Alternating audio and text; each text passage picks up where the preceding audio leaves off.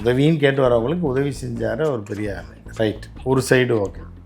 இன்னொரு பக்கம் ஆக்சுவலி இந்த வகையில் இப்போ விஜய் அவர்கள் ஜெயிச்சார் அப்படின்னா அவருடைய ஹார்டு ஒர்க்கு அந்த சினிமா கிரேஸ் எப்படி வேணால் எடுத்துக்கோங்க. ஆனால் அதை வைத்து பலர் அறுவடை செய்கிறாங்க, வாழ்ந்து பலர் ஆட்டையை போட்டுன்னு பார்க்குறாங்க எல்லாரும் ஆளாளுக்கு.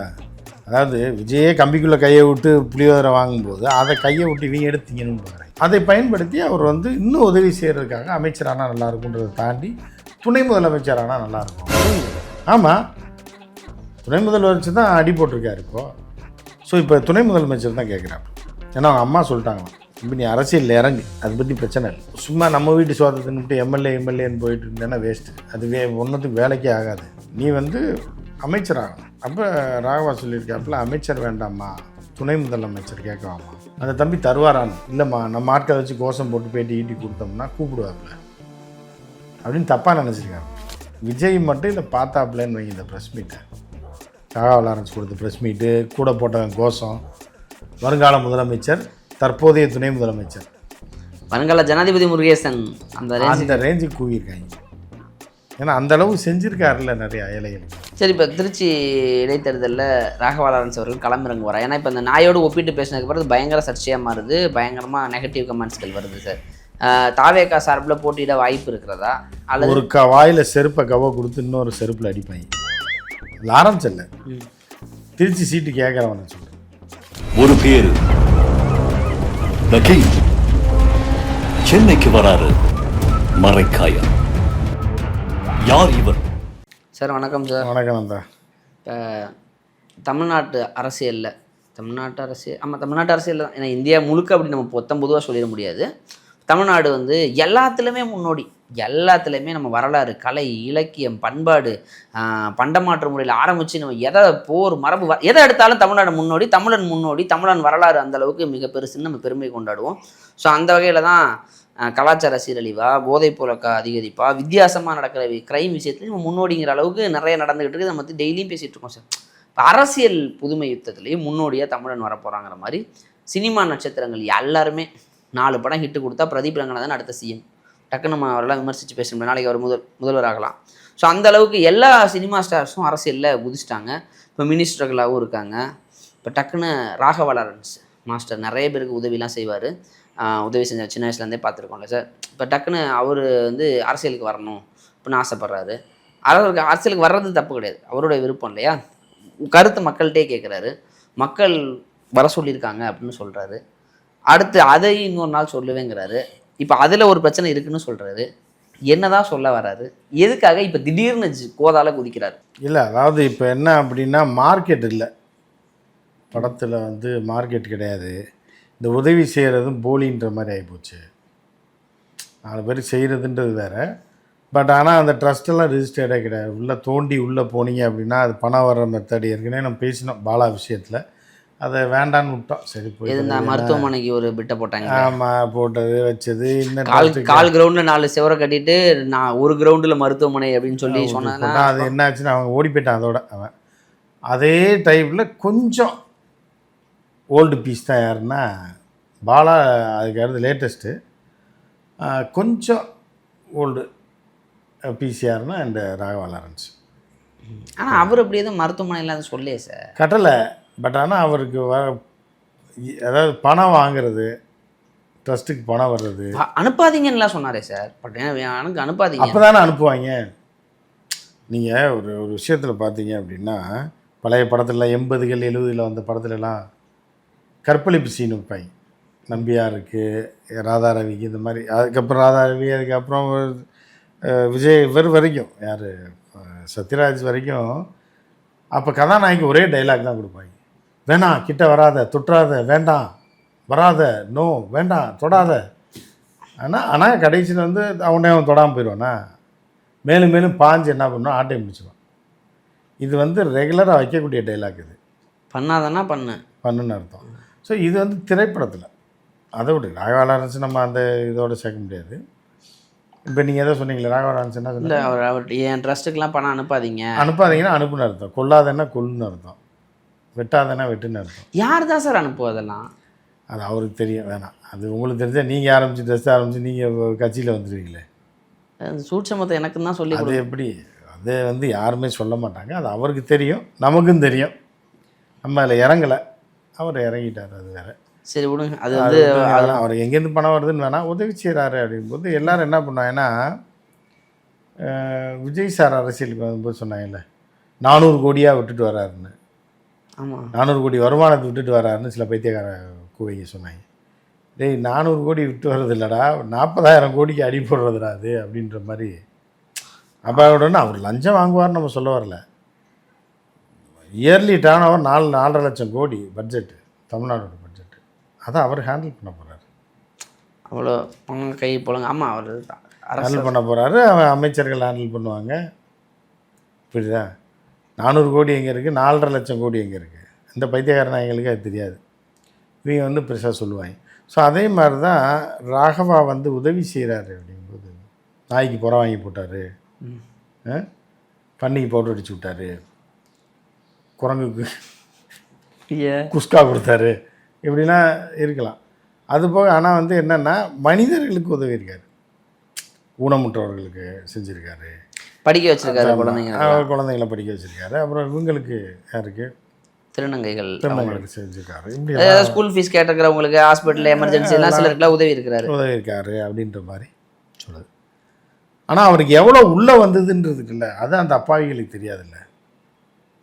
உதவின்னு கேட்டு வரவங்களுக்கு உதவி செஞ்சார் ஒரு பெரிய ஆள், ரைட், ஒரு சைடு ஓகே. இன்னொரு பக்கம் அதான் நான் ஒரு லாஸ்ட் டைமே சொன்னேன் நினைக்கிறேன், எங்கள் தமிழ் வாத்தியார் சொன்னது. எங்கள் தமிழ் வாத்தியார் வந்து ஒரு ஐயர் ஸ்கூல், அது அப்புறம் ஐயர் தான், அதை இதுக்காக சொல்ல வரல. இரா பிச்சை அப்படின்றது தான் அவர் பேர். ரா பிச்சைன்னு எல்லாம் கூப்பிடாய் நக்கல் பண்ணாய். அவங்க அப்பா பேர் வந்து ராஜகோபாலன். இவர் பிள்ளை இல்லாமல் பிறந்திருக்கார். அவருக்கு 40 வயசில் பிறந்ததுனால இறைவன் போட்ட பிச்சைன்றனால பிச்சைன்னு பேர் வச்சுருக்காரு. அப்போ இன்சியல் வந்து இரான்னு ஆயிடுச்சு, ராஜகோபாலன். ராமகோபாலன் அப்போ இராமகோபாலன் போடுவாங்க. அப்போ இரா பிச்சைன்னு ஆகிட்டார். அவர் வந்து பயங்கர நாலேஜ், தமிழில் வந்து பின்னி எடுப்பார். இப்போ நானாக ஒரு உதாரணங்கள்லாம் நிறையா சொல்கிறேன் அப்படின்றதெல்லாம் என்னோடய குரு, சில குருக்கள் அந்த மாதிரி இருந்திருக்காங்க. அப்போ அவர் சொல்லுவார், டே உதவினா என்ன அப்படின்னு சொல்லி, உண்மையான ஒரு மனிதன் உதவி செய்கிறதுக்கும் பலாபலனை எதிர்பார்த்து ஒருவன் உதவி செய்வதற்கு வித்தியாசம் இருக்குது அப்படின்னு சொல்லிகிட்டே இருக்கும்போது எவனும் தூங்க மாட்டான், எல்லாம் முடிச்சிருவாங்க. அவரோட கிளாஸ் வந்து நான் தமிழ் கிளாஸு, ஹிஸ்ட்ரியில் தூங்கினவன், இங்கிலீஷில் படுத்திருந்தவன், சயின்ஸில் தலையை உள்ளே விட்டுருந்தவன் எல்லாம் முடிச்சிடுவான் மூஞ்சியை கழுவி.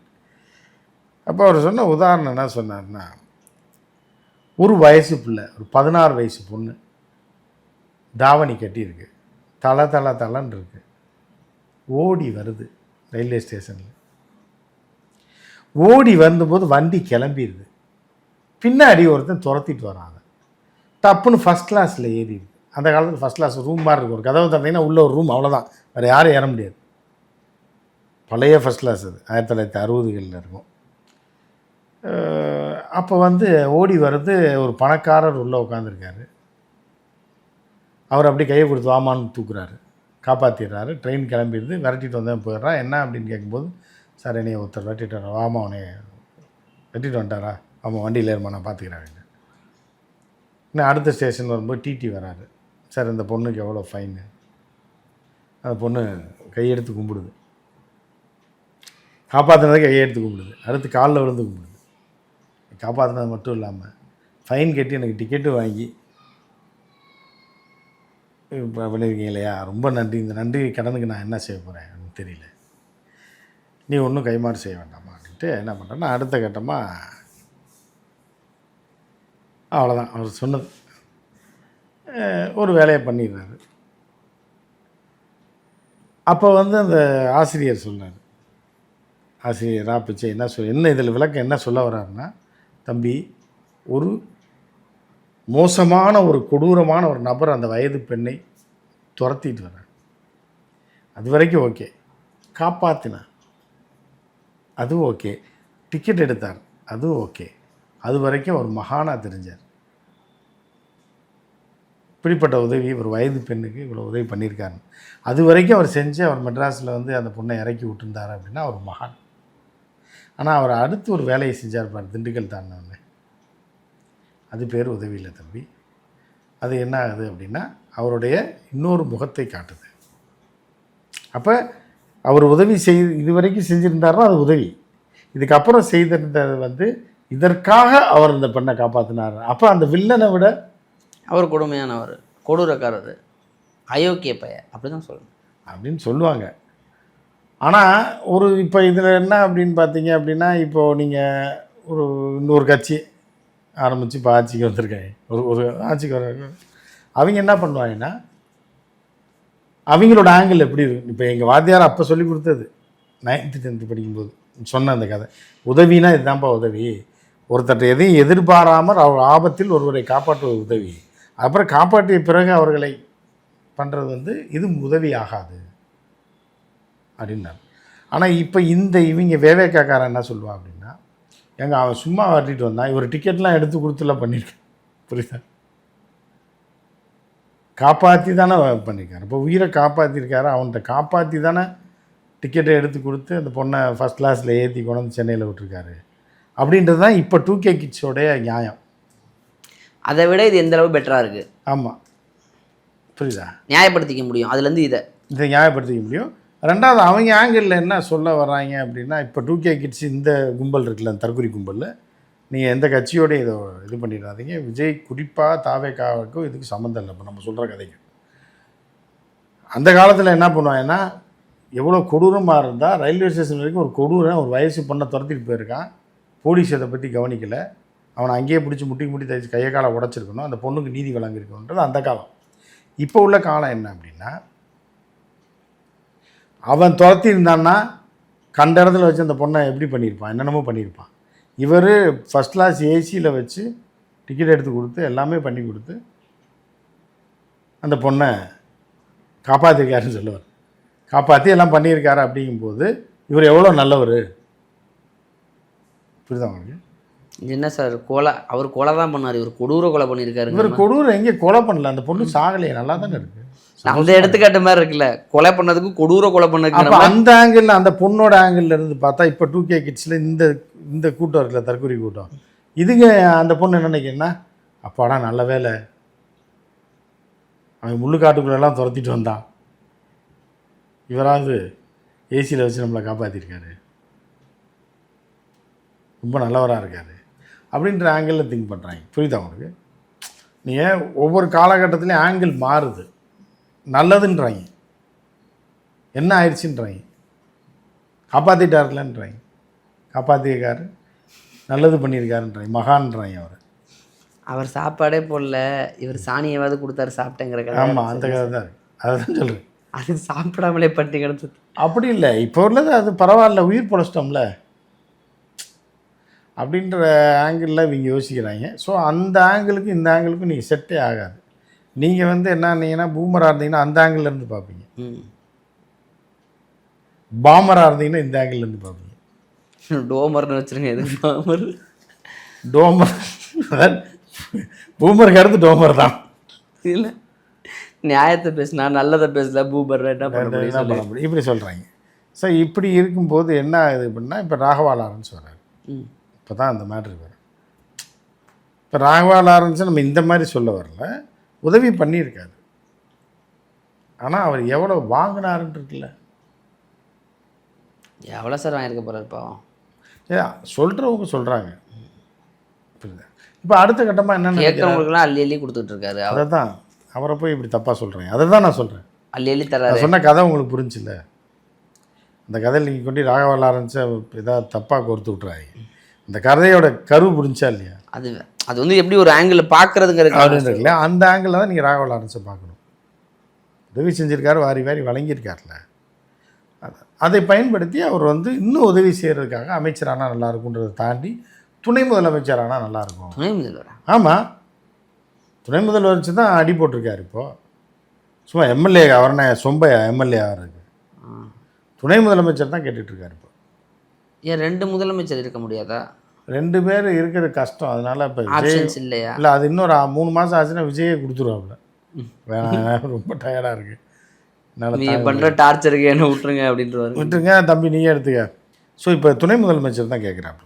ஏன்னா அவங்க அம்மா சொல்லிட்டாங்களாம், தம்பி நீ அரசியலில் இறங்கு, அதை பற்றி பிரச்சனை இல்லை.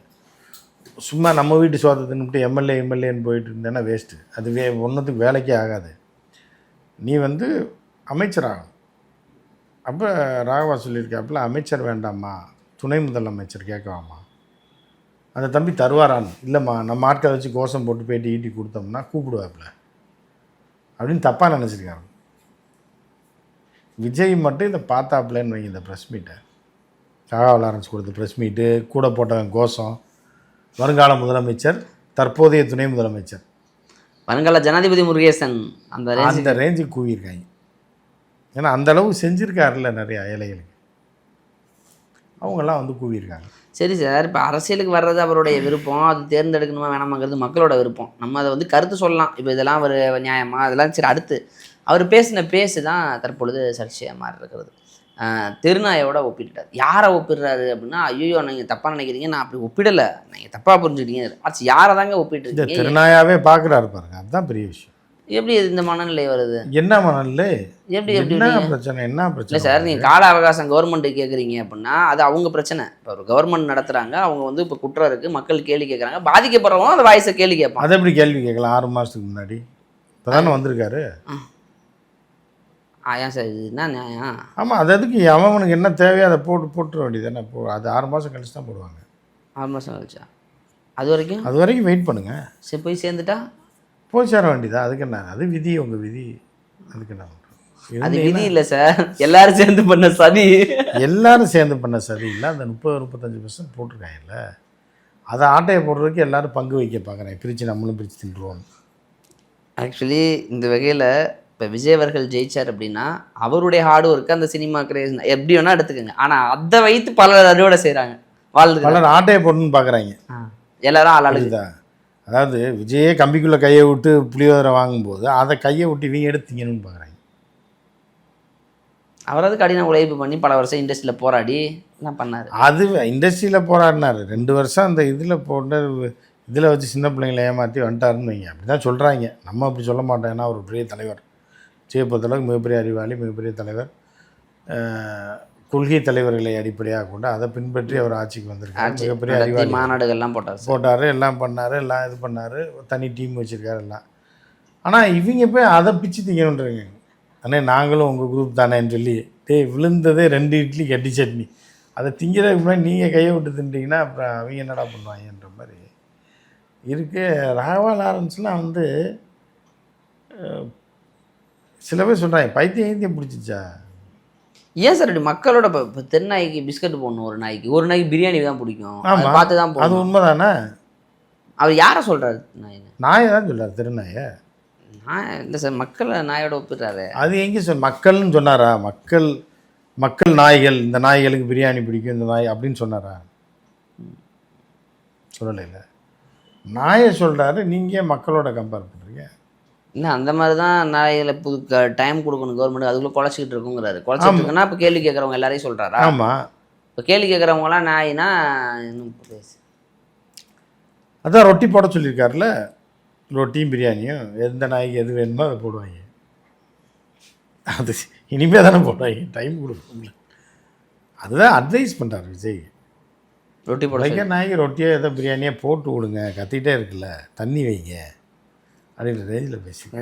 உங்களுக்கு ஓட்டு போட்டு உங்களை ஜெயிக்க வச்ச பார்த்துக்கு அப்படின்னு போகலாம். இல்லை, அப்படி இல்லை. ஒரு சொல்கிறது ஒரு நாயை வந்து தப்பாகவும் நம்ம சொல்லுவோம். நன்றி உள்ள பிராணி தானே அது. இப்போ இவங்கெல்லாம் ஓட்டு போட்டவனுக்கு அப்புறம் வேறு என்ன இருக்குது? புரியுதா? அப்படி தான் இருக்கும். சரி, இப்போ திருச்சி இடைத்தேர்தலில் ராகவா லாரன்ஸ் அவர்கள் களமிறங்குவார். ஏன்னா இப்போ இந்த நாயோடு ஒப்பிட்டு பேசினதுக்கு பிறகு பயங்கர சர்ச்சையாக மாறுது, பயங்கரமாக நெகட்டிவ் கமெண்ட்ஸ்கள் வருது சார். தாவேகா சார்பில் போட்டியிட வாய்ப்பு இருக்கிறதா? அல்லது ஒரு வாயில் செருப்பை கவ கொடுத்து இன்னொரு செருப்பில் அடிப்பாங்க. லாரன்ஸ் இல்லை, திருச்சி சீட்டு கேட்குறவன சொல்கிறேன். கட்சியில் இல்லாமல் வெளியிலேருந்து திருச்சி சீட்டுக்கு ஆசைப்படுறவங்கள ஒரு செருப்பை கவ கொடுத்து இன்னொரு செருப்பில் அடித்த கதை தான் நடக்கும். ராகவா லாரன்ஸ் அரசியலுக்குள்ளே வர முடியாது. விஜய் பார்க்கவே மாட்டாப்புல. ஏன்னா கிறுக்கா பிடிச்சிருக்கு படத்தில். அப்புறம் டான்ஸ் மாஸ்டர் வருவான், அப்புறம் இவன் வருவான், ஸ்டண்ட்டு மாஸ்டர் இன்னொருத்தர் வருவார், ஸ்டண்ட்டு ஆர்டிஸ்ட் ஒருத்தர் வருவார். ஐயோ, உங்களுக்கு பதிலாக நான் தான் டூப் போட்டு இப்போது இதில் அப்போ ஸ்டண்ட் மாஸ்டர்லாம் வந்து இதில் டேரெக்டாக ஏதாவது உயிரை கொடுத்த ஆட்கள்ல. அப்போ அவரை வந்து பாதுகாப்பு படையில் போட்டுடலாமா? பாதுகாப்புத்துறை அமைச்சராக கூட போடலாம். ஒரு அமைச்சர் உருவாக்கி கூட அவங்கள தூக்கி போட்டேன்னா இந்த சிங்கப்பெண் படையோட சிங்க ஆண் படைன்னு ஒன்று போட்டு பாதுகாப்புக்கு ஒரு நரிப்படை ஏதாவது ஒரு படை போடலாம். அப்போ கலைத்துறை அமைச்சராக ஆர்ட் டைரக்டரை போட்டுடலாம். ஆமாம். இல்லை சார், நல்லா இப்போ நீங்கள் நிறைய செட்டு போடலாம், வெயிலுக்கு நிறைய இப்போ எக்ஸிபிஷன் நடத்தலாம், வர ஃபாரினர்ஸ்லாம் பார்ப்பாங்க, சுற்றுலாத்துறையில் விளங்கலாம். 4 செட்டு போட்டு ஒரு மெரினா பீச் செட்டு மாதிரி 4 செட்டு போட்டோன்னா சுற்றுலாத்துறை நல்லா வளரும்ல சார். விஜய் வந்து ராகவா லாரன்ஸ்க்கு ஏதாவது எம்எல்ஏ ஆக்கி விடலான்னு கூட நினச்சிருந்துருக்கலாம் லைட்டாக. சரி போய் தொள்ளாயிரம் மாஸ்டர் 2 பாட்டில் ஹிட் ஆகி கொடுத்த ஆளுன்னு. இப்போ துணை முதலமைச்சர் அமைச்சர் திருச்சி சீட்டுன்னு தான் சொல்லிப்பாங்க. ஈசிஆர் பக்கமே ராகவா லாரன்ஸ் வரக்கூடாது. சப்போஸ் வண்டி அங்கே ஷூட்டிங்னு வந்தால் கூட ஓஎம்ஆர் வழியாக ஓட சொல்லிடுங்க, இல்லைன்னா கஞ்சா கேஸ் போட்டுருவாங்க. நான் கேட்டேன் துணை முதலமைச்சரா அப்படின்ட்டு கொலகாண்டில் இருக்காங்க எல்லாம். அதனால் ராகவா லாரன்ஸோடைய சினிமா வாழ்க்கை மட்டும் இல்லை, அரசியல் வாழ்க்கை இந்த பேட்டியோட முடிஞ்சு போச்சுன்னு நம்ம சொல்லுவோம். கொந்தளிச்சு போய் தாடி பாலாஜிலாம் பேசியிருக்காரு சார். என்ன மக்களை திருநாயோட ஒப்பிறீங்க மாஸ்டர், இதெல்லாம் நான் உங்கள்கிட்ட எதிர்பார்க்கல மாஸ்டர் அப்படின்னு தாடி பாலாஜி. அவர்கிட்ட என்ன தாடி பாலாஜி என்ன எதிர்பார்த்தாரா மாஸ்டர்கிட்ட? புரோட்டாவும் கொத்துக்கிறீங்களா? புரியுதா? அதைத்தான் ராகவா லாரன்ஸ் சொல்கிறாப்புல. ஒவ்வொரு நாய் ஒவ்வொன்று எதிர்பார்க்கும், அதுக்கு என்ன வேணுமோ போட்டிருந்தா பரவாயில்ல. புரியுதா? நான் தாடி பாலாஜியை நான் சொல்கிறேன்னு நினச்சிக்கிறேன். ராகவா லாரன்ஸ் மாஸ்டர் சொல்கிறத நான் சொல்கிறேன். இப்போ அவருக்கு எதிராக பேசுகிற எல்லாரையும் சொல்லி அப்படி இல்லை. இப்போ தாடி பாலாஜி கொந்தளிக்கும் போது என்ன பண்ணுறது? அப்போ அவர் என்ன போட சொன்னார்? பிஸ்கட்டோ சிலதுக்கு பிடிக்கும், சிலதுக்கு பிரியாணி பிடிக்கும்ல. ஸோ அந்த மாதிரி அவர் சொல்கிறாருன்னா விஜய் வந்து ஏதாவது பிரியாணியோ குஸ்காவோ போட்டிருந்தாருன்னா கத்தாது, அதைத்தான் சொல்கிறாரு, மித்தவங்களை சொல்லலை. இன்னொரு வகையில் சார் ராகவா லாரன்ஸ் வந்து என்ன சொல்கிறேன்னா என்னை விட வேறு யார் அரசியலுக்கு சரியான ஆள், அதை தான் நம்மளும் கேட்குறோம். இல்லை ஏன்னா அவர் ஜல்லிக்கட்டு போராட்டத்தில் இருந்தேன், மாடு பிடிச்சாரா? போராட்டத்தில் ஏதோ 2 பணம்லாம் கொடுத்துட்டு சாப்பாடு போட்டார். பணம் யாருக்கு சாப்பாடு போட்டார்? எவன் வாங்கி தின்ன நாய் யார்? எந்த நாய்க்கு போட்டாருன்ட்டு? நாயா? ஆமாம், அவர் சொன்னார் சார். அவர் சொன்னார் தான் சொல்கிறேன். நீங்கள் ஏன் சார் நாய் அவர் நம்ம சொல்லலம்மா, அவர் சொன்னார். அவர் நாய்க்கு சோறு போட்டேன்னு தானே சொல்கிறார். நாய்க்கு பிரியாணி பிடிக்கும், சில நாய்க்கு பிஸ்கட் பிடிக்கும்னா எந்த நாய்க்கு போட்டாருன்னு தெரியல. சார் ஜல்லிக்கட்டு போராட்டமே அவரால் தான். அதை தான் சொல்கிறேன். அதுதான் மாடு அடக்குனாரா இல்லை போராட்டம் பண்ண ஜூலி அடக்குனாரா? ஜூலியே ஓரமாக தான் சார் கத்திட்டு இருந்துச்சு. அதான் சொல்கிறேன். இவங்கெல்லாம் 1,00,000 பேர் போராடினாங்க, அதுக்குள்ளே இவங்கெல்லாம் அட்டையை தூக்கிட்டு வந்துட்டு நான் போராடினேன்றாங்க பாருங்க. தமிழ் தேசியவாதிகள், ஜல்லிக்கட்டு இயக்கங்கள், வேளாண் எல்லாருமே சரி எவ்வளோ மக்கள் போராடினா. இவங்க என்ன போராடினாங்க? அட்டையை தூக்கிட்டு அங்கேயே அடித்து துரத்தி விட்டாங்க. அங்கேயே ராகவா லாரன்ஸ் அடிக்க போயிட்டாங்கல்ல ஜல்லிக்கட்டு போராட்டத்தில். போறியா சுடுதண்ணியை தூக்கி ஊற்றுவாங்க, அங்கேயே துரத்தி தானே விட்டாங்க. ஜூலியும் துரத்தி விட்டாங்க இதுதான் அவங்களுக்கு. ஸோ அந்த மாதிரி வந்துட்டு இதில் என்ன ஒரு பெரிய போராட்டம் புண்ணாக்கு பண்ணார். சரி, இப்போ அரசியலுக்கு என்ட்ரி ஆக போகிறாராம். தாவேக்கா இல்லைன்னா அண்ணாமலைங்கிறாங்களே, வாய்ப்பு இருக்கா? ஒரு மண்ணாங்கட்டிக்கும் போக முடியாது, ஒரு புண்ணாக்கும் கிடையாது. ராகவா லாரன்ஸ்லாம் யாருன்னு எவனுக்குமே தெரியாது. சும்மா இருந்தால் 3 பேய் படத்தை எடுத்தால் பேய் சுடுகாட்டில் வேணால் தெரிஞ்சிடும் சில பேர். தம்பி தான் நம்ம வாழ்க்கையை முன்னேற்றினவன் சார், தம்பி தான் நமக்கு பேய் கம்யூனிட்டியெல்லாம் சேர்ந்து ஓட்டு போட்ட ஜெயிச்சல சார். ஆமாம், பெட்டியை தான் தூக்கிட்டு போக முடியும், ஓட்டு போட முடியாது. பேயெல்லாம் சரி, பேய் அவ்வளோ பவர் இல்லை. ஏன் சூனியம் வச்சு பேய்க்கு பவர் ஏற்றிட்டா? அதான் ஏற்றி வேணா விஜய் ஏற்றி அதான் இவிஎம் மாற்றி விட்டலாம், ஓட்டெல்லாம் மாற்றி விட்டலாம். அப்படி வேணா பண்ணலாம். செத்தவன் ஓட்ட பூரா போட்டு இவ்வளோ நாள் போட்டு செத்தவன் இருக்கான்ல ஓட்டு போட்டு, அப்போ திருப்பி ஓட்டு போடுற மாதிரி பண்ணி வேணா. ஆவியெல்லாம் வந்து லைனில் நின்று ஓட்டு போட்டுச்சுன்னா அமோக வெற்றி தான். இல்லை சார், நீங்கள் தாவேக்கல்ல சீட்டு தரலாம் தனியாக காட்சி ஆரம்பிச்சுட்டாருன்னா என்ன பண்ணுவீங்க? ஆரம்பிக்கட்டும், தனி கட்சி ராகவா லாரன்ஸ். ஆணவத்தையும் அக்கிரமத்தையும் அடக்க ஒருத்தன் வந்துட்டான்டா, இதோ கிளம்பி வந்துட்டு கடையாக போட்டான்டாங்கிற மாதிரி புதுசாக தனி கட்சி ஆரம்பிக்க போகிறாரு. நீங்கள் எம்எல்ஏ சீட்டு கொடுத்து துணை முதல்வர் கொடுக்கலன்னா தனி கட்சி உதயமாகிறது, அப்படி தான் நினைக்கிறேன். இனிமேல் ராகவா லாரன்ஸ் அரசியலுக்கு வரேன்னு சொன்னது அவர் பேசின பேச்சு தற்பொழுது மிக பெரிதளவில் சர்ச்சையாகிட்டு இருக்கு சார். பொறுத்து வந்து பார்ப்போம் என்ன முடிவு எடுக்கிறாருன்னு. ஏன்னா எந்த கட்சி, திருச்சி கிழக்கு தானா, இல்லை எம்பி சீட்டா, இல்லை கவர்னர் போஸ்டிங்கா என்னங்கிறத பொறுத்து வந்து பார்ப்போம் சார். நேரம் கொடுத்ததுக்கு நன்றி சார்.